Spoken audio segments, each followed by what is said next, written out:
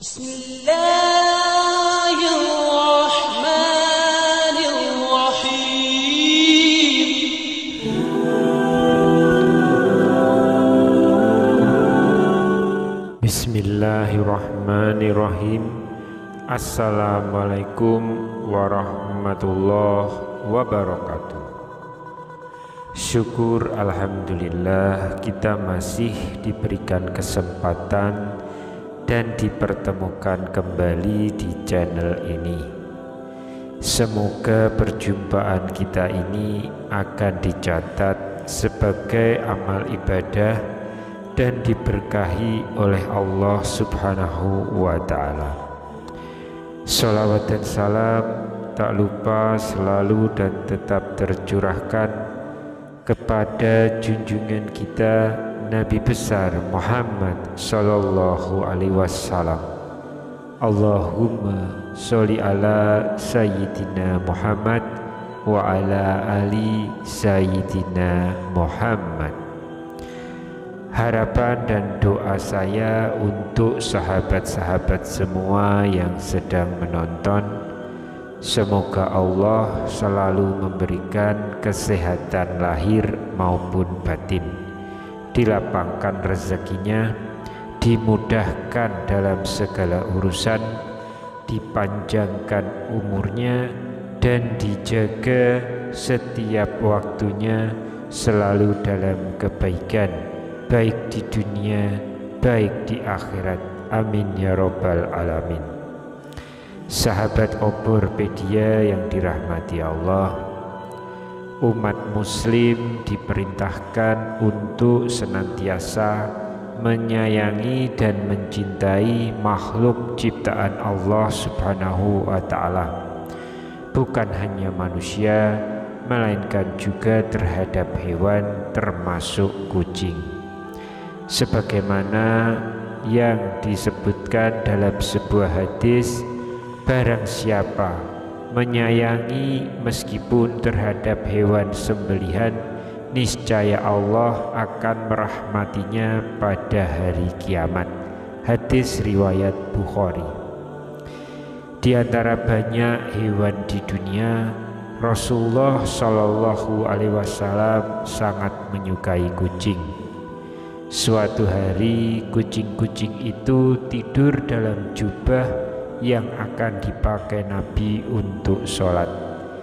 Tapi beliau memilih memakai jubah lain agar kucing-kucing itu tidak terbangun.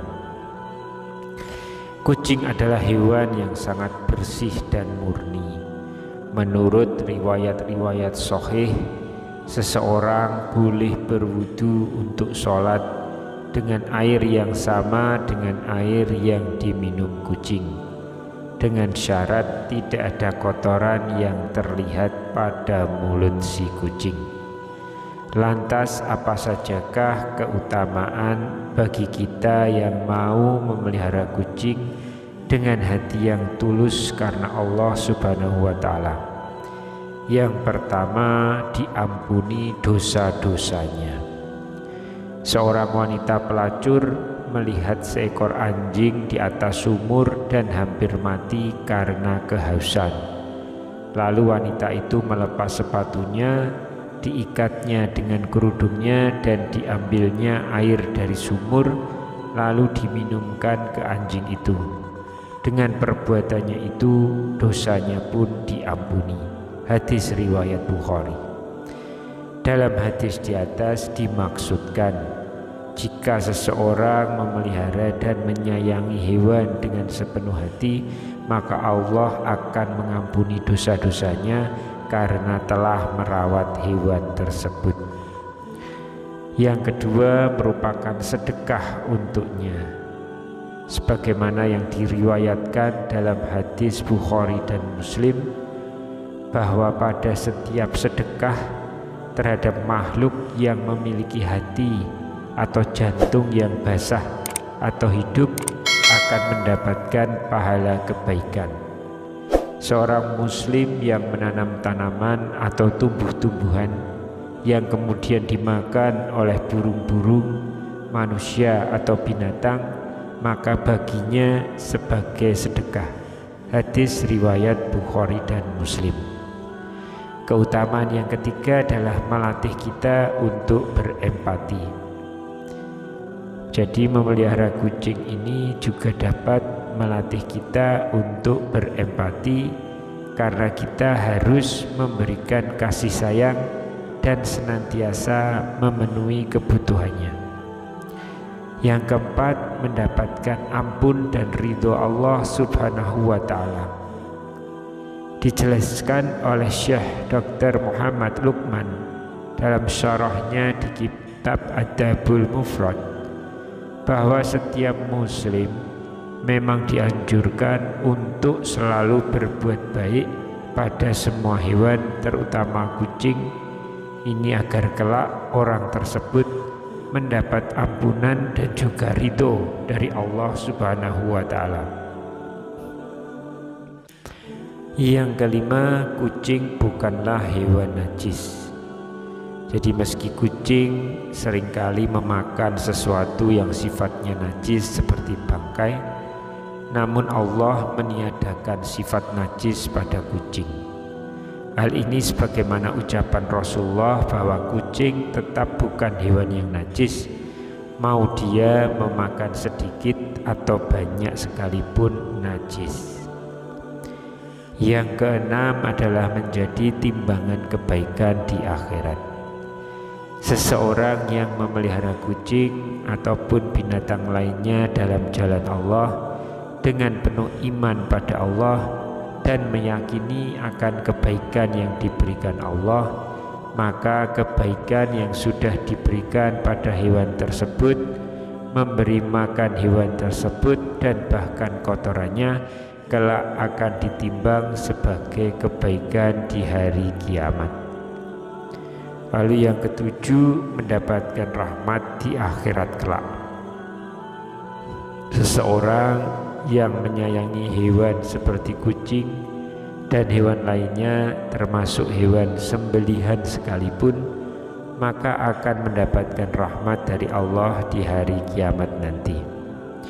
Barang siapa menyayangi meskipun terhadap hewan sembelihan, niscaya Allah akan merahmatinya pada hari kiamat. Hadis riwayat Bukhari. Yang kedelapan, berupa sedekah. Jadi umat muslim sangat dianjurkan untuk memelihara, memberi makan dan juga minum pada hewan seperti kucing, khususnya saat hewan tersebut sedang lapar dan haus, sebab akan jadi berdosa jika harus membuat hewan tersebut menderita. Dengan memelihara kucing tersebut, maka sudah dijadikan sedekah bagi orang tersebut. Pada setiap sedekah terhadap makhluk yang memiliki hati atau jantung yang basah atau hidup, akan didapatkan pahala kebaikan. Seorang muslim yang menanam tanaman atau tumbuh-tumbuhan yang kemudian dimakan oleh burung-burung, manusia atau binatang, maka baginya sebagai sedekah. Hadis riwayat Bukhari dan Muslim. Yang kesembilan, kucing tidak memiliki banyak kuman. Seperti yang kita ketahui, hewan kucing tidak menyukai air. Apabila dilihat dari fakta, air merupakan wadah subur bertumbuhnya kuman. Inilah yang menyebabkan seluruh permukaan tubuh kucing tidak memiliki jenis kuman, karena kucing merupakan hewan yang takut air. Ini membuat kucing diperbolehkan dipelihara dalam Islam karena tidak memiliki kuman di tubuhnya. Yang kesepuluh, mempunyai irama serupa dengan zikir kalimat Allah. Seorang sufi yang bernama Ibnu Bashad hidup pada abad ke-10 menceritakan, jika suatu hari ia dan sahabat-sahabatnya sedang duduk di atas masjid kota Kairo sambil menyantap makan malam.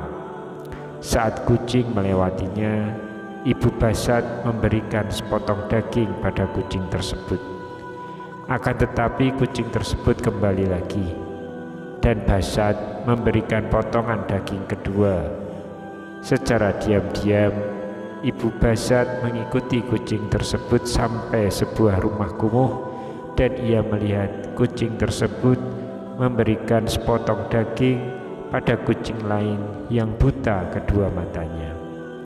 Kejadian tersebut menyentuh hatinya sampai ia menjadi seorang sufi dan meninggal di tahun 1067.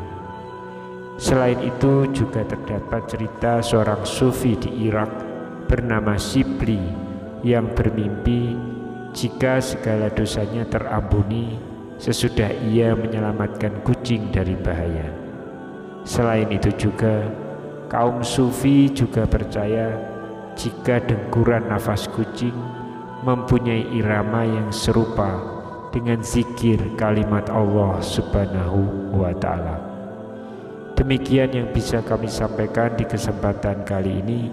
Semoga kita semua bisa mengambil sebanyak mungkin manfaat dari apa yang kita bahas di pertemuan kali ini.